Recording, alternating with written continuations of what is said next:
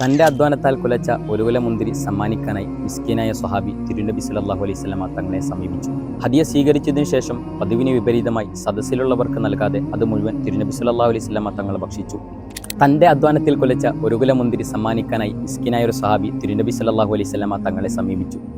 ഹദിയ സ്വീകരിച്ചതിനു ശേഷം പതിവിന് വിപരീതമായി സദസ്സിലുള്ളവർക്ക് നൽകാതെ അത് മുഴുവൻ തിരുനബി സല്ലല്ലാഹു അലൈഹി വസല്ലമ തങ്ങൾ ഭക്ഷിച്ചപ്പോൾ അനുയായികൾ ചിലർ കാര്യം തിരക്കി. ആ കുലയിലെ മുന്തിരികളെല്ലാം പുളിപ്പുള്ളവയായിരുന്നു.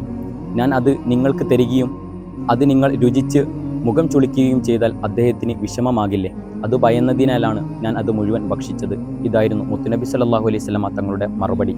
സത്യവിശ്വാസി ഹൃദയങ്ങളിൽ സന്തോഷം സന്നിവേശിപ്പിക്കൽ പുണ്യമുള്ള കാര്യമാണെന്നാണല്ലോ അവിടുത്തെ അധ്യാപനം. ഇതുതന്നെയായിരുന്നു അവിടുത്തെ ജീവിതവും.